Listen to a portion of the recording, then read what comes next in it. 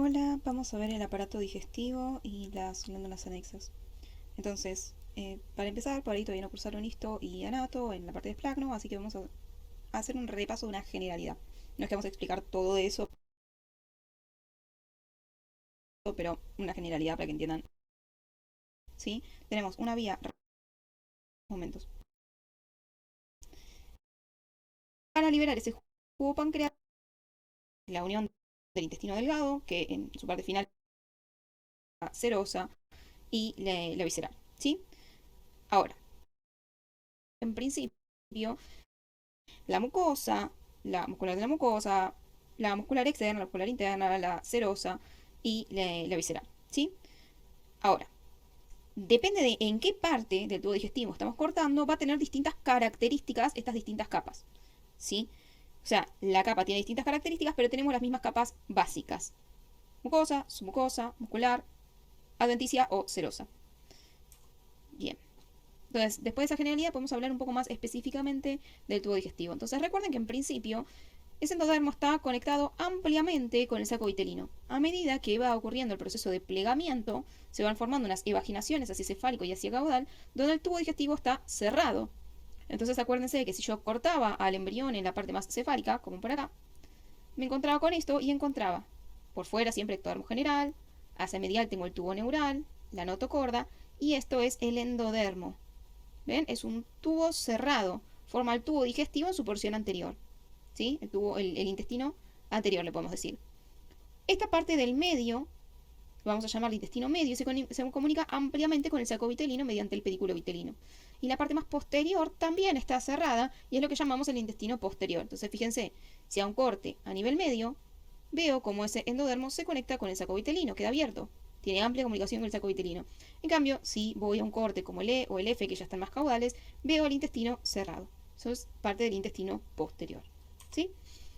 Esas distintas partes del intestino se van a relacionar con distintos mesénquimas según de qué área estamos hablando. Entonces, el intestino anterior va a estar relacionado con dos tipos de mesénquima. Por un lado, en la región de la faringe se relaciona con el mesénquima faringio, que está compuesto por el mesodermo paraxil craneal y las crestas neurales craneales. Y un poquito más caudal, ese intestino se va a relacionar con el mesodermo, con el mesodermo visceral, ¿sí? Que es el mesénquima del mesodermo lateral hoja visceral, que recuerden que acompaña al endodermo, es el que lo envuelve, ¿sí? Entonces, en la mayor parte del tubo digestivo lo va a acompañar el mesodermo lateral hoja visceral y en la parte más caudal de todas del embrión vamos a encontrar el mesénquima caudal, que recuerden son las últimas células en pasar a través de la línea primitiva. Bien, entonces, lo más importante va a ser dividir el intestino. Recuerden que en distintos momentos el intestino tiene distintas características. Fíjense que todo esto que vemos acá, estos distintos esbozos, no los veíamos en las imágenes anteriores, ¿sí? Porque va progresando en su desarrollo. Entonces, fíjense, el intestino anterior tiene distintos límites al inicio de la cuarta semana que en la cuarta semana tardía, donde ya ha progresado mucho más su desarrollo. El de cuarta semana temprano es muy fácil de definir desde dónde hasta dónde es, desde el estomodeo hasta el portal intestinal anterior, que sería esta área donde se comunica la parte que está cerrada del intestino con la que está abierta, está ampliamente comunicada con el saco vitelino. Se llama portal intestinal anterior. También lo podemos distinguir porque libera Sony Hedgehog abundantemente. El intestino medio va a ir desde el portal intestinal anterior hasta el portal intestinal posterior y desde el portal intestinal posterior hasta la membrana cloacal intestino posterior. Tres partes del intestino en cuarta semana temprana. Para la cuarta semana tardía, fíjense que esto se vuelve un poco más complejo, porque claro, empiezan a aparecer distintas estructuras, distintos esbozos a partir de ese endodermo, esas protrusiones que a lo largo del tiempo van a llegar a formar distintos órganos. Entonces, bueno, acá, como se vuelve un poco más especializado, lo podemos dividir en 5 porciones. Intestino anterior, porción cefálica, intestino anterior, porción caudal. Y estas van a ir desde el estomodeo hasta el esbozo laringo, tráqueo, bronquio, pulmonar, o mejor llamado y más cortito, esbozo respiratorio. Hasta acá va a ser el intestino anterior, porción cefálica, y desde acá hasta lo que sería el septum transverso, o una vez que aparece el páncreas dorsal, ya podemos establecerlo desde el páncreas dorsal, hasta esa zona es el intestino anterior, porción caudal. Desde el esbozo respiratorio hasta el esbozo pancreático dorsal, o también podemos marcar más o menos esta altura es la del septum. ¿Sí? ¿Ven? Acá la altura es la del septum. pero el páncreas dorsal es mejor punto de referencia, pues más específico, ¿ven? Es un punto específico del tubo digestivo, más que andar buscando en una población extra digestiva. Después tenemos entonces esta parte media, el intestino medio, y acá tenemos el intestino posterior, que parte de ese intestino posterior está relacionado con el mesodermo lateral, hoja visceral, y la partecita más caudal está relacionada con el mesénquima caudal, así que podemos dividir también este intestino posterior, sin un límite muy claro, en anterior y posterior. Bien, yo esto que se los vengo explicando se los resumí en esta imagen. Se les puse las divisiones en la parte más compleja de entender de esto, que es la cuarta semana tardía. Intestino anterior, porción cefálico-faríngea, intestino posterior o caudal, intestino anterior, porción caudal o propiamente dicho, intestino medio e intestino posterior. ¿Desde dónde hasta dónde va intestino anterior? Bueno, acá le puse los límites que recién les marqué en las imágenes, desde el estomodeo hasta el esbozo respiratorio. Entonces el esbozo respiratorio es el límite caudal del intestino anterior y será el límite más cefálico del intestino anterior, porción caudal. Entonces el intestino anterior, porción caudal, se extiende como límite cefálico desde el esbozo respiratorio hasta el portal intestinal anterior, que a qué altura está, a la altura del páncreas dorsal. Es un punto más específico. El intestino medio va a ir desde el esbozo del páncreas dorsal hasta el portal intestinal posterior. El intestino posterior va a ir desde el portal intestinal posterior hasta la membrana cloacal o proctodeo, que es, así como el estomodeo es una depresión del ectodermo, el proctodeo es una depresión del ectodermo general en la región en la región cloacal, en la región donde esa membrana se va a romper y es el ano que deja pasar la materia fecal desde el tubo digestivo hacia el exterior. Así que bueno, por ahí le suena medio raro proctodeo, pero acuérdense que hay proctólogos, por ejemplo, que justamente es un área referida a eso, al área del recto del ano, ¿sí? Por eso los ayuda a acordarse de la palabra. Bueno, acá las poblaciones celulares, que son las mismas que les describí, siempre recuerden, el tubo va a estar revestido por endodermo, pero según de qué área estemos hablando, el mesénquima que lo acompaña es distinto. En el intestino anterior, porción faríngea, lo acompaña el mesénquima faríngeo, que es mesonoparaxil no segmentado craneal, más crestas neurales craneales. En el intestino anterior, porción caudal, lo que lo acompaña es el mesénquima del mesodermo visceral, que es parte de ese mesodermo lateral hoja visceral, como la mayor parte del tubo digestivo, salvo en la parte más posterior de todas, donde también hay mesénquima caudal. Ahora, ¿qué es lo que irriga a distintas áreas de este intestino? El intestino anterior, porción cefálica, la de la faringe, lo va a irrigar los arcos aórticos. El intestino medio lo va a irrigar el plexo vitelino, que va a formar el tronco celíaco. El intestino medio lo va a irrigar la arteria mesentérica superior, que es la que deriva de la arteria vitelina. Y en la porción más posterior se va a irrigar por la arteria mesentérica inferior y las arterias ilíacas. Bueno, lo que hay que saber son los derivados de cada área. Entonces, uno es fácil, porque son todas las estructuras, desde el estomodeo, o sea, desde la boca, hasta el esbozo respiratorio. ¿Qué incluye eso? El piso de la boca, la faringe, la laringe, el esófago, hasta su porción media. Entonces, todo hasta acá, hasta la porción media de lo que sería el esófago, es intestino anterior, porción cefálica.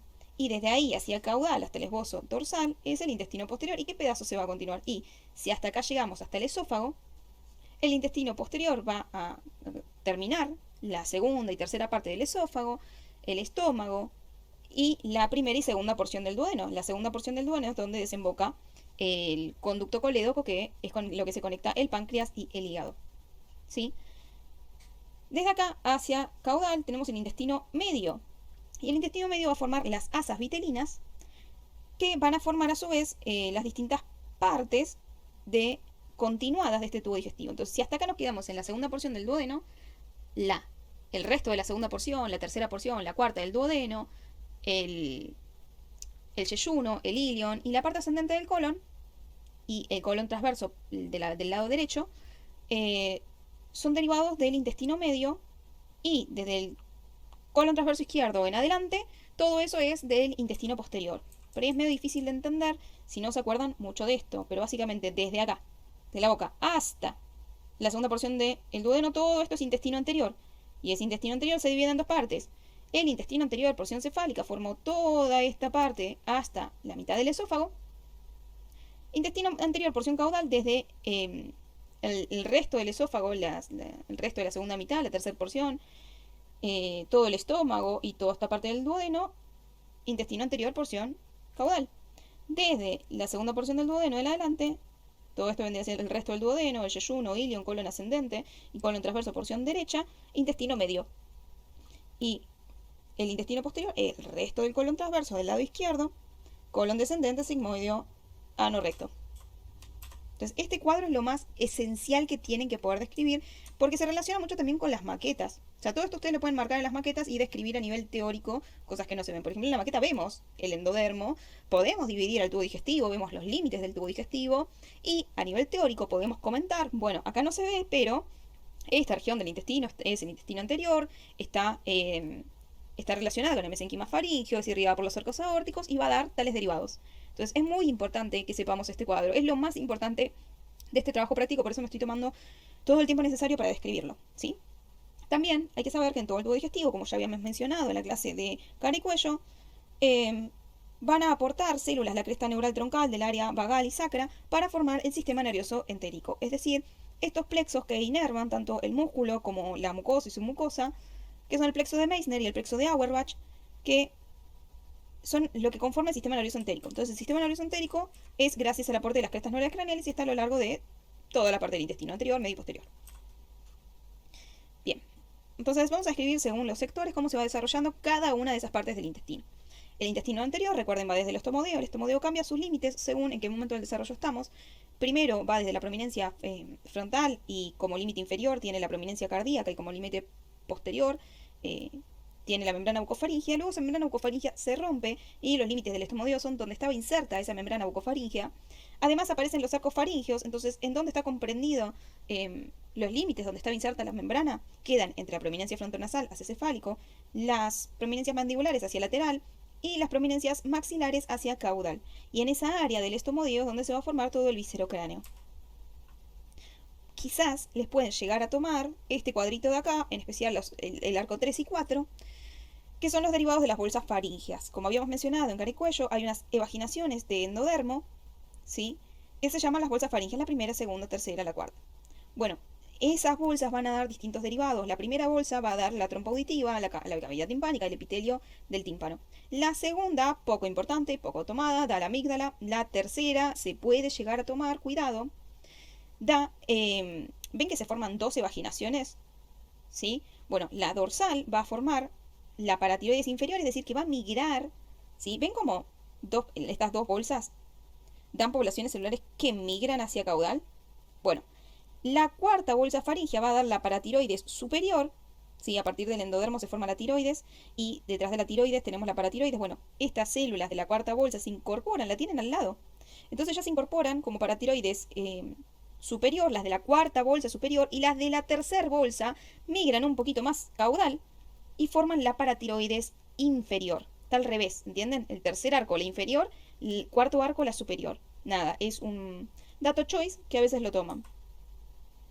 Ah, bueno, y también la otra que no mencioné es que una va a mirar más ventralmente para llegar a formar el timo. Bueno, la laringe prácticamente no se toma, pero esa área recuerden que está recubierta de endodermo, está en el límite entre donde tenemos mesénquima faringio y por eso se puede formar ese músculo estriado esquelético que tiene las cuerdas vocales y la musculatura faríngea.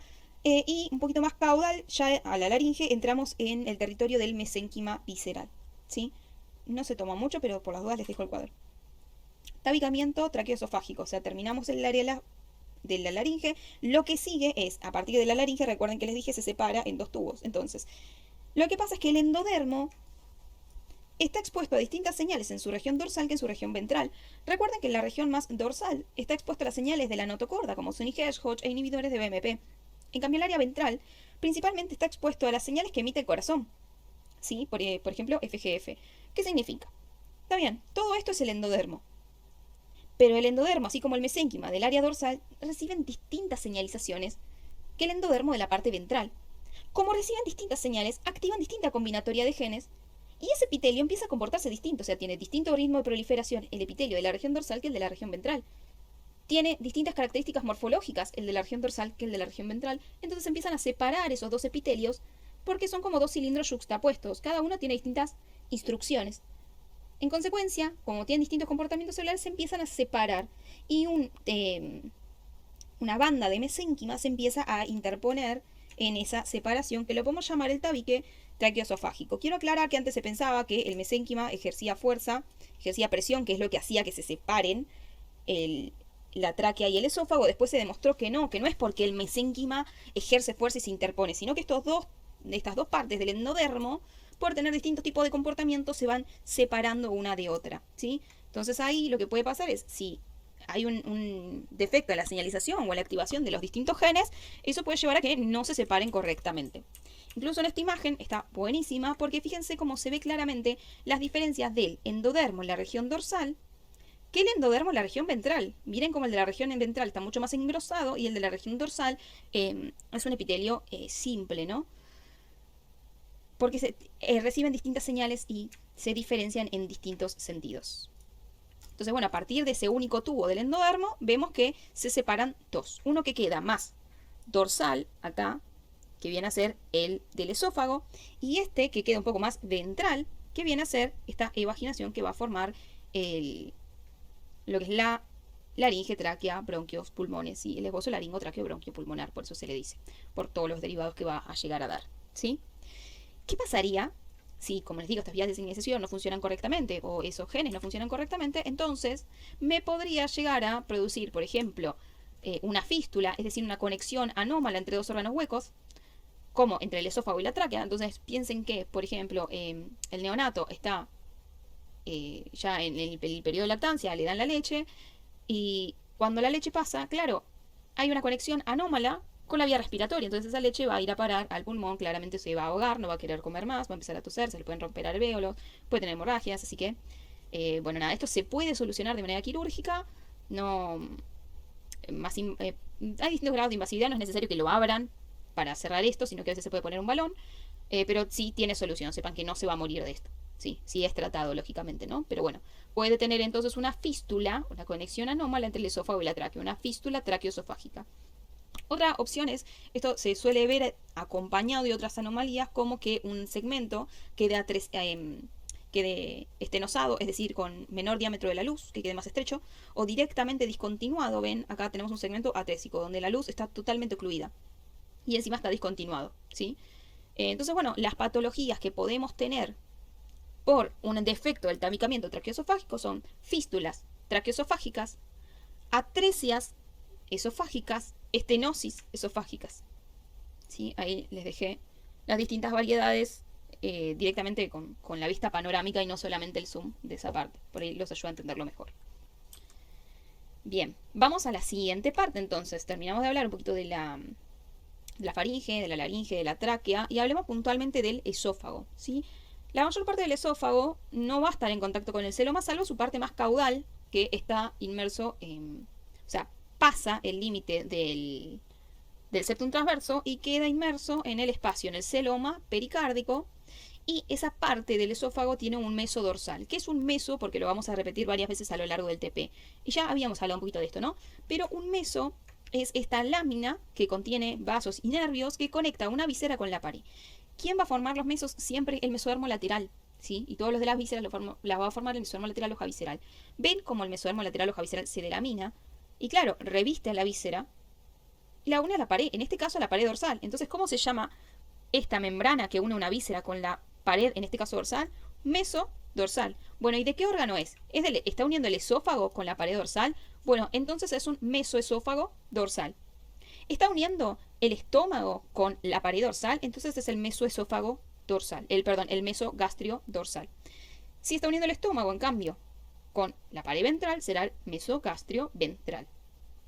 Tenemos acá en la parte de los intestinos delgados el mesenterio, y a la altura del colon encontramos el mesocolon dorsal, ¿sí? También existe que esta lámina de mesodermo, así como recubre un órgano, lo puede conectar con otro. ¿Ven? Acá vemos un ejemplo donde tenemos unido la región del estómago. En este caso está cortando justo por la parte del duodeno, hubiera preferido que corte por la parte del estómago, donde tiene una conexión con el hígado. ¿Ven? Acá está el estómago, acá está el hígado, esta lámina los está uniendo y por esta lámina transcurren vasos y nervios, entonces a ello se le dice epiplom, ¿sí? U aumento. Aumento menor en este caso se llama a ese aumento o epiplom que une dos vísceras entre sí. Bien. Sigamos. vamos entonces con... Hay algunas partes de este tubo digestivo, esto pasa en el esófago, pero también pasa en parte del duodeno y en parte del colon descendente, que van a pasar por estas etapas. Entonces lo vamos cortando a lo largo del tiempo y vamos a ver que sufre cambios, ¿sí? Que solo ocurren en estas partes del tubo digestivo, no en todo el tubo digestivo. Solo en la parte del esófago, duodeno y colon descendente pasa que pasan por un proceso de oclusión y recanalización. Es decir, que en principio tenemos el tubo digestivo. El epitelio de ese tubo digestivo comienza a reorganizarse y esa organización lleva a que el epitelio se estratifique. Tengo el mismo número de células, ligeramente mayor, ponele, un poquito más apenas, pero como se van reorganizando, se estratifica y se me empieza a ocluir la luz. Entonces me forma un cordón macizo. En un momento yo lo corto y no veo luz, veo un cordón macizo. Al que se le empiezan a formar vacuolas, es decir, se empieza a recanalizar lentamente. Se vacuoliza, esas vacuolas se empiezan a fusionar entre sí formando una luz central mayor. Entonces a esto decimos que se empezó a recanalizar, ¿sí? Y lo que va pasando en este proceso es que como ese epitelio se va reorganizando, lo que modela son las vellosidades. ¿Ven estas, como les digo, como pliegues, ¿sí? Que se van formando acá? Estas son las vellosidades para aumentar la superficie que está en contacto con los nutrientes que van pasando por la luz para poder absorberlos. Entonces, para modelar las vellosidades, estas partes pasan por este proceso de oclusión y recanalización. Antes se creía, esto está mal, antes se creía, y por eso está escrito en algunos libros, pero está mal, esto que les describí recién es lo que está bien, antes se creía que proliferaba, por eso se ocluía, después las células se morían en el centro y por eso se recanalizaba. Eso no es correcto, no hay mayor apoptosis que proliferación. Fíjense que el tubo sí crece, pero la recanalización no se explica por apoptosis de la luz. Es más, fíjense que crece un montón. No está muriendo, sino que está proliferando. Bien. Eso, por ahí lo leen en la cátedra o en algún libro y no está bien. Y lo que les estoy diciendo acá también lo pueden justificar con la síntesis de Flores, en la información más actualizada, y otros libros más actuales, 2020, también refuerzan que esto es lo que está correcto. Entonces fíjense que puede ser que haya problemas en este proceso de recanalización, ¿no? Porque en la parte entonces del esófago, parte del duodeno y parte del colon descendente están pasando por este proceso. Pero ¿qué pasa si no se recanaliza correctamente? Y entonces una parte de alguno de estos órganos puede llegar a quedarte estrecha, o sea, con menor diámetro de luz, o directamente ocluida, directamente atrésica. Entonces podemos ver que si falla el proceso de recanalización, por ejemplo, a nivel del esófago, entonces me va a quedar una atresia esofágica o una atresia duodenal si esto pasa a nivel del duodeno. ¿Sí?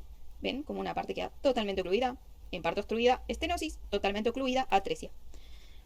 Ojo, cuidado, porque existe otra patología a nivel del duodeno que no es la misma que esta. Después la vamos a ver. Pero esto es por falla en la recanalización. Pero existen otras patologías. Que el duodeno, que haya una parte atrésica, no siempre va a ser por esto.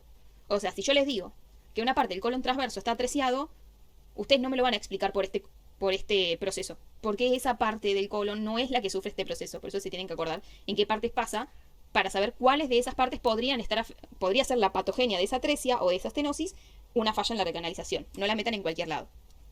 Bien, después del esófago tenemos el estómago, ¿sí? Entonces el estómago, ¿qué podemos describir? Bueno, que es una dilatación fusiforme posterior al estómago, anterior al duodeno, y que en principio, fíjense cómo estos órganos son simétricos bilateralmente. Pero como yo les dije, la asimetría izquierda-derecha se había establecido durante la gastrulación. Es decir, las células saben si son de la izquierda o de la derecha durante la gastrulación. Eso queda a nivel informativo en las células, simplemente que no se evidencia, no se manifiesta esa asimetría izquierda-derecha hasta pasada la cuarta semana, ¿sí? Entonces el primer órgano que demuestra esa asimetría es el corazón. Posteriormente otros órganos también se vuelven asimétricos. Fíjense cómo va proliferando el estómago, cómo me va formando esta pancita y cómo va también a crecer el hígado, pero crece diferencialmente hacia la derecha. Y al hígado desplazarse hacia la derecha, como está unido mediante el meso al estómago, se lleva con él el estómago también. Entonces fíjense, el hígado va ocupando la región derecha, va creciendo y como crece, es un órgano bastante grande. Fíjense que a medida que va creciendo, me da vuelta al órgano, me rota 90 grados el estómago desde su posición original. ¿Ven? Y de eso también modifica que, como en el meso gastrio dorsal se estaba formando el páncreas, bueno, el páncreas también termina quedando para el otro lado junto con el vaso, para el lado izquierdo. Podemos evidenciar esto también con los nervios frénicos. Fíjense que en principio los nervios frénicos derecho e izquierdo están a los lados del estómago.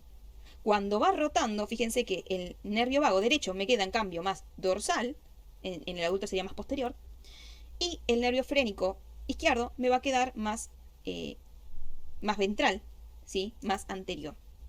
Entonces ustedes van a ver en anato, en el adulto, ¿no? Que tienen el esófago.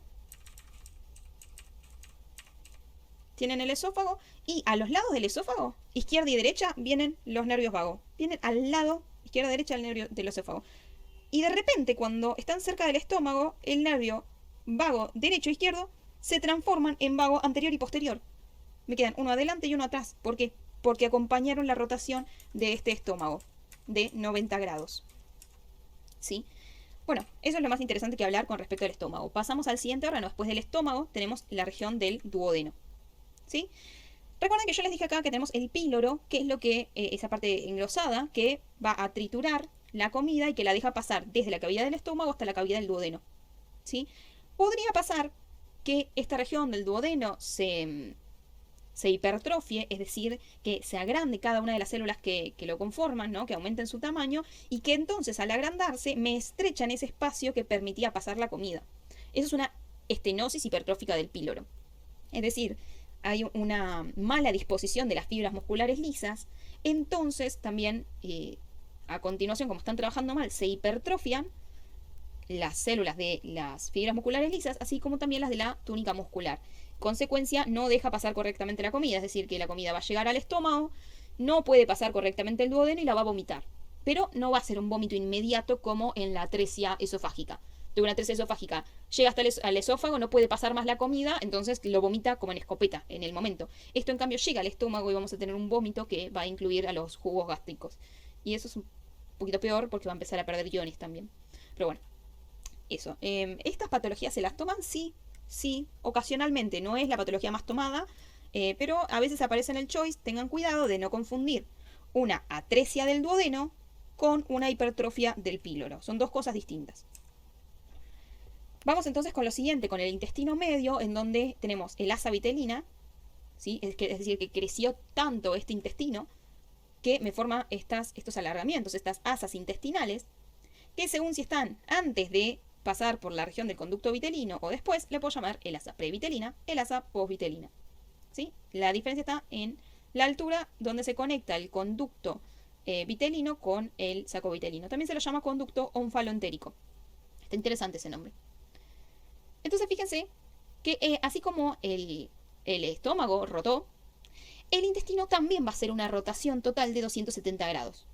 Entonces, fíjense que el intestino va a crecer tanto, o sea, proliferan tanto esas vísceras, recuerden que formamos unos 7 metros de intestino, que no alcanzan en la cavidad abdominal, no entra, porque el hígado creció un montón y abarca mucho espacio, y porque esta víscera también creció un montón, abarca mucho espacio, y la pared no terminó de crecer lo suficiente como para generar una cavidad que lo pueda contener.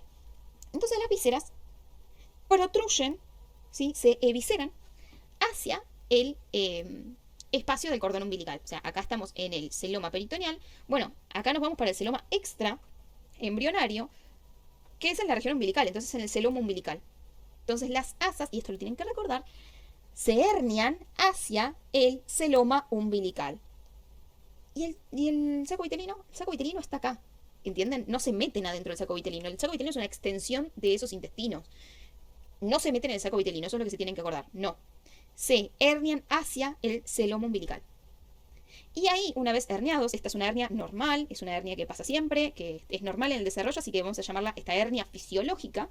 ¿Sí? Una vez que estos intestinos se hernian fisiológicamente, normalmente, ahí rotan 90 grados con respecto a la posición de la arteria vitelina. Es decir, esta es la arteria vitelina, este es el asa previtelina, esta es el asa posvitelina, rota 90 grados, me queda así.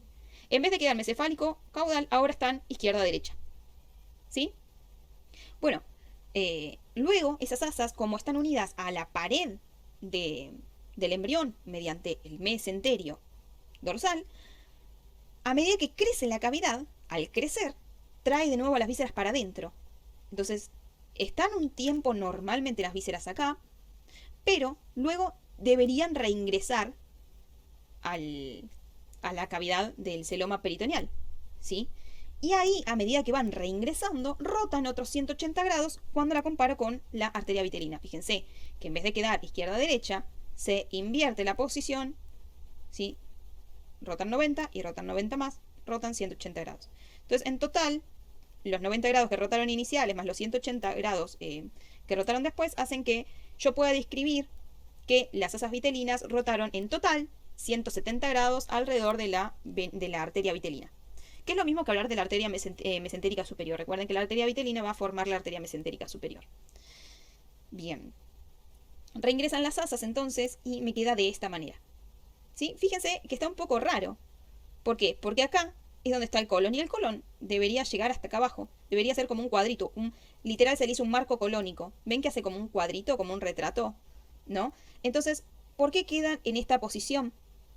El colon, después la parte del ciego, termina de crecer y va formando ese crecimiento el colon ascendente. Y ahí tenemos en su posición final a las vísceras. Ahí me quedó todo perfectamente bien organizado. ¿Ven? Estómago, duodeno, yeyuno, ilium. Acá recién se conecta con el colon ascendente, transverso, descendente, sigmoideo, recto.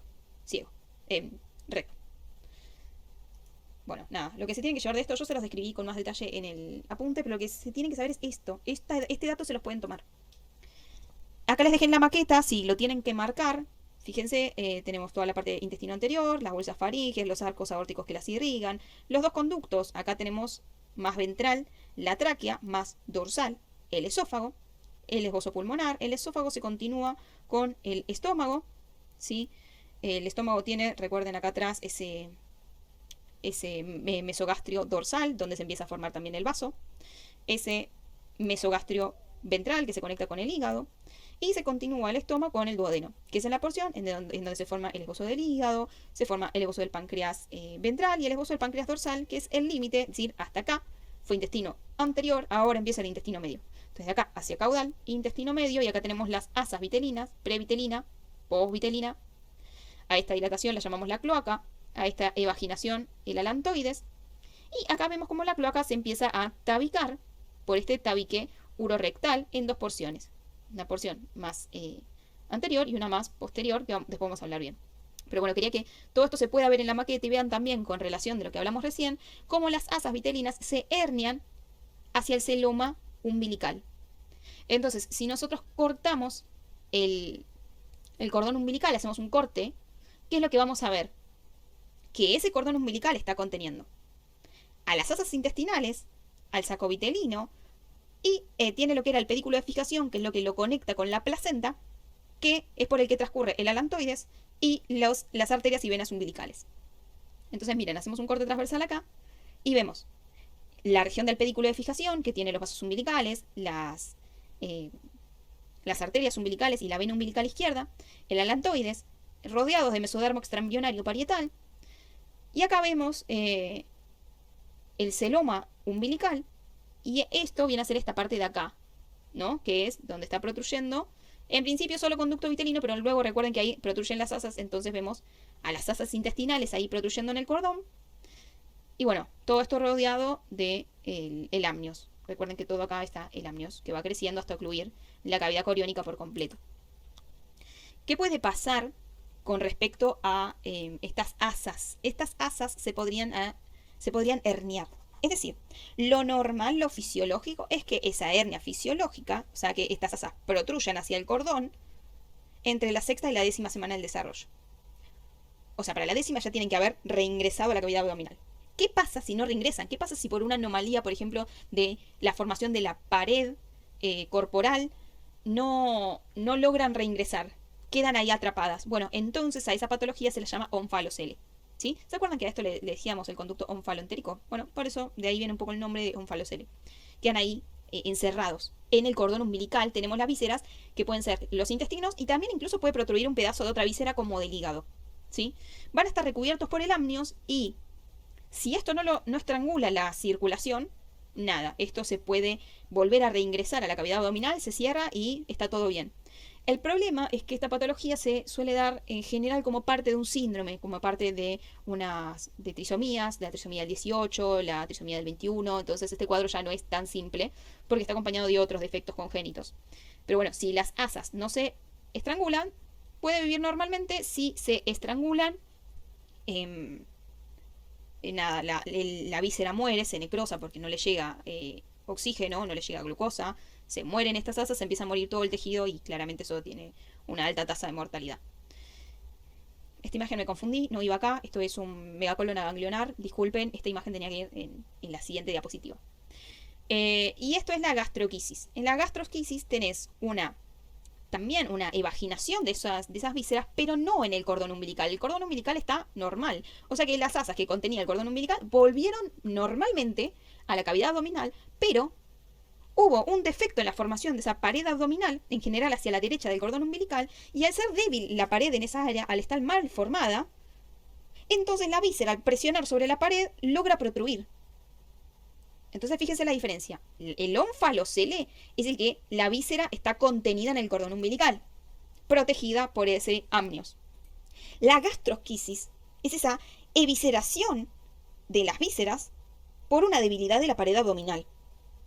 ¿Por qué se puede dar esa debilidad de la pared abdominal? Por una falla en la migración de las poblaciones celulares que la conforman, el mesenquima somático, en una alteración vascular, por ejemplo, una atrofia precoz de la vena umbilical derecha. Y bueno, eso. Un dato que se toma mucho en cátedra 2 y 3 es cómo lo detectás. Y lo detectás por una ecografía, donde claramente se ve que las vísceras están protuyendo, o también en un análisis bioquímico, es decir, vos vas a controlar de manera normal a la embarazada a lo largo de los distintos meses de embarazo. Y lo más fácil, lo menos invasivo, además de la ecografía, es el laboratorio. Entonces, en el laboratorio, si ves que hay alto nivel de alfa-fetoproteína, te empiezas a preocupar por el tubo neural o por patologías como esta, como la gastroquisis. ¿Sí? Y bueno, también en el líquido amniótico puede haber un exceso de líquido amniótico, porque no los va a poder deglutir y pasar normalmente. Bien.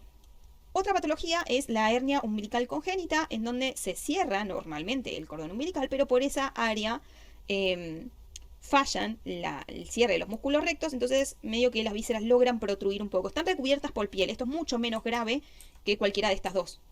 Pero también hay que solucionarlo, poder hacer lo mismo. Las vísceras se podrían llegar a estrangular. Entonces, bueno, como no se cierra correctamente el anillo umbilical, las vísceras protruyen y a nivel del ombligo vemos una protrusión, que es esta hernia umbilical congénita. Podría pasar que normalmente cuando cortamos el cordón umbilical, con él se va el conducto vitelino, el saco vitelino, no es un derivado que debería haber en el adulto, pero sí persiste el conducto, parte del conducto vitelino o del saco vitelino a esas patologías, se le puede llamar divertículo de Meckel o puede formar un quiste vitelino en la altura del ilium. Bien, esta es la imagen que me confundí y les puse acá antes. Esto es un megacolon ganglionar. ¿Qué significa? Que recordemos la importancia de las crestas neurales. Dijimos que las crestas neurales migraban y formaban parte del sistema nervioso entérico. Para que la materia fecal pueda recorrer los intestinos, es necesario un correcto balance de contracción y relajación de ese intestino. Es decir, se contrae, se relaja, se contrae, se relaja. Entonces va presionando a la materia fecal para que vaya descendiendo, para que vaya atravesando el tubo digestivo. Lo que hace ese sistema nervioso entérico es contribuir a la relajación. O sea, normalmente se contraería, pero tiene esos periodos de contracción-relajación en función de las señales que le llega al sistema nervioso entérico.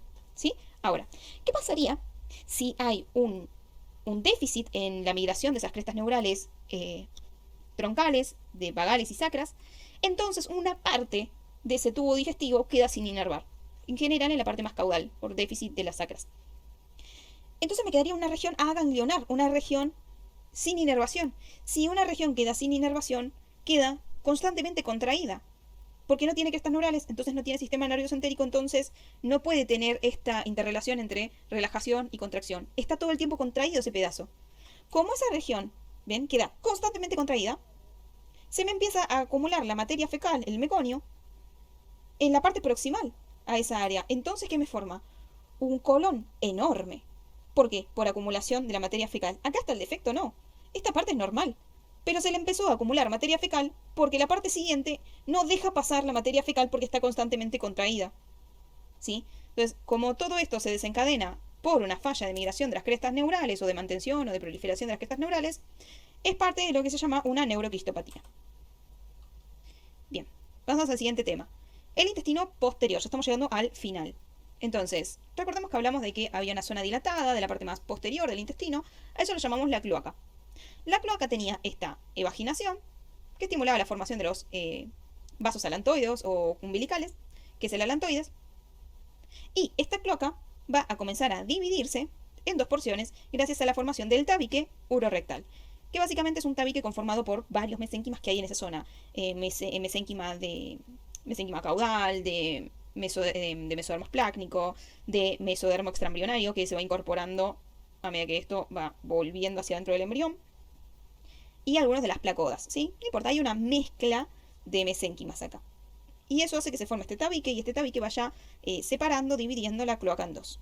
En una región más ventral, que va a formar la vejiga y la uretra, y en masculino también la próstata, y en femenino también la vagina, y una región más dorsal, el seno anorrectal, que es el final del tubo digestivo, ¿sí? Va a formar la parte del recto y del ano. Entonces fíjense, acá tenemos en femenino, ven, a partir de ese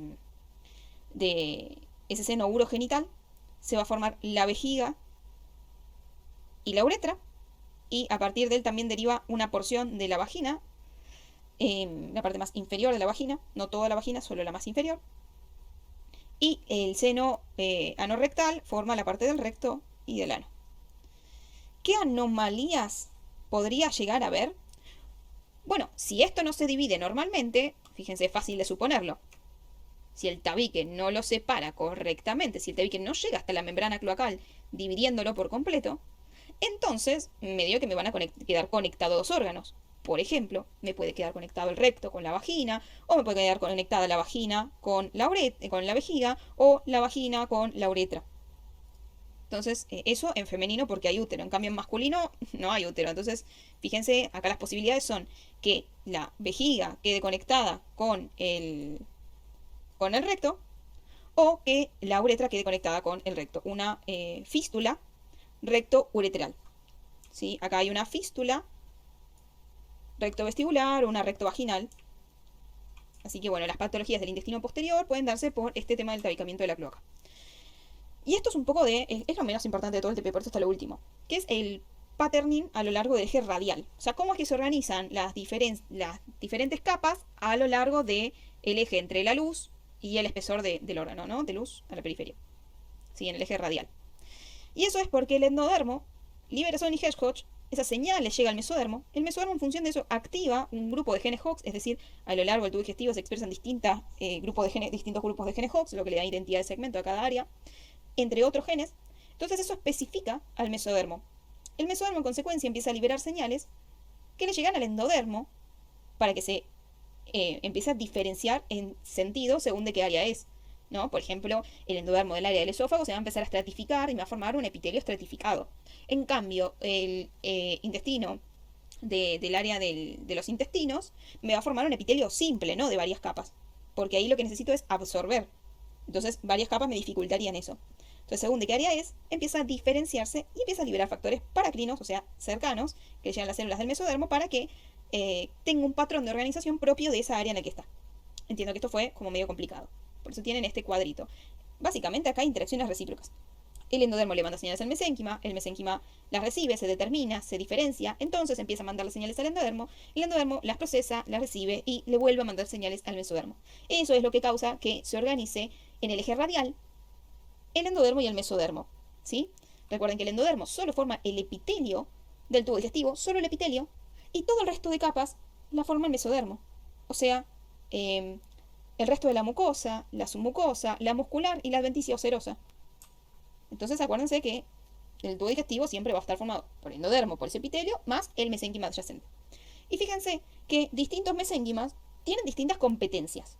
Es decir, que por más que yo tenga el mismo pedacito de endodermo, si yo lo relaciono con otro mesénquima me va a dar un resultado distinto. Miren, nosotros vamos a agarrar un pedacito del endodermo de la región del páncreas, que normalmente está asociado con el mesodermo lateral hoja visceral. Cuando lo relacionamos con el mesodermo lateral hoja visceral de la región del intestino medio, del área dorsal, vemos que el resultado es que se forma un páncreas. O sea, por la interacción entre endodermo y mesodermo, se forma un páncreas. Ahora, si asociamos el endodermo, este mismo endodermo, pero sacamos el mesénquima lateral que tendría normalmente y lo asociamos con el mesodermo lateral del área del intestino anterior, del área donde normalmente se empieza a formar el pulmón, se forma el patrón histológico del pulmón. O sea, la interacción entre endodermo y mesénquima lleva a la formación de un órgano estructuralmente muy parecido a un pulmón.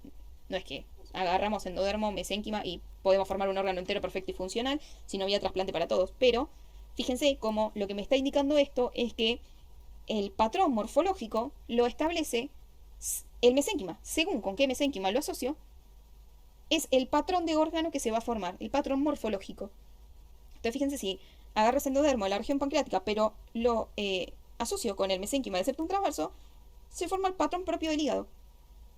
Entonces, bueno, ahí tienen esos experimentos de reasociación entre endodermo con distintos tipos de mesénquima. Entonces sabemos que el mesénquima es quien dicta el patrón en la arquitectura de ese órgano, y también que hay ciertas áreas donde se forman ciertos órganos. Por ejemplo, el corazón estimula al área del septum transverso, que ahí se forma el hígado, e impide la formación de páncreas, mientras que el endodermo de la región dorsal, por ejemplo, recibe estímulo de la notocorda para formar en ese área el páncreas, pero impedir la formación de hígado. O sea que si yo trasplanto el endodermo de este área que normalmente forma hígado al área más dorsal donde está la notocorda, ahí no puede formarse un hígado, ¿sí? Ahí es un área que inhibe, de la hepatogénesis está bloqueada. Entonces, este entorno tiene señales inhibitorias, mientras que este entorno tiene señales permisivas para la formación del hígado. Espero que les haya gustado la clase y cualquier cosa me pueden preguntar.